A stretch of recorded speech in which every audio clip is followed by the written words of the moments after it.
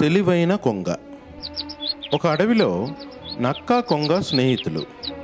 ఒకరోజు జిత్తులమారి నక్క తన తెలివితేటల్ని కొంగపై ప్రదర్శించాలనుకుంది. మర్నాడు పగటి భోజనానికై కొంగను తన ఇంటికి ఆహ్వానించింది. చక్కని రుచికరమైన చికెన్ పులుసును వండింది. ఈ పులుసును వెడల్పైన 2 పాత్రల్లో వడ్డించింది. పులుసు గుమగుమలాడుతుంది.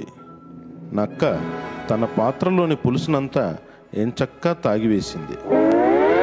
కానీ కొంగ తన పొడవైన ముక్కుతో వెడల్పైన పాత్రలోని పులుసును రుచి కూడా చూడలేకపోయింది.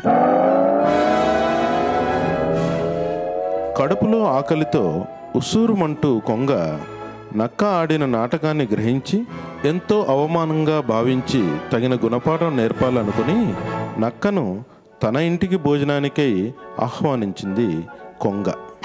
నక్క ఎంతో ఆనందపడి కొంగ ఇంట్లో రుచికరమైన వంటకాల గురించి ఆలోచిస్తూ లొట్టలు వేస్తూ బయలుదేరింది. కొంగ ఇంటి సమీపంలోకి రాగానే గుమగుమలాడే చేపల పులుసు వాసనను పసిగట్టింది.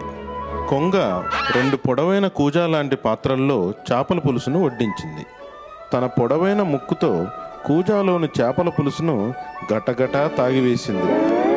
నక్క మాత్రం నోటిని కూజాలోకి ఏమాత్రం దూర్చలేక గుమగుమలాడే ఆ చేపల పులుసు వాసనను చూస్తూ ఉండిపోవాల్సి వచ్చింది.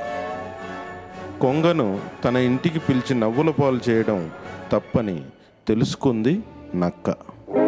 ఈ కథలోని నీతి, తెలివి ఏ ఒక్కడి సొత్తు కాదు. ఎన్నైనా ఉపన్యాసాలు చెప్పవచ్చు గాని మనస్సును స్వాధీనపరచుకోవడం కష్టం. ఎదుటి వాళ్ళకి ఎన్ని విషయాలైనా తెలపవచ్చు గాని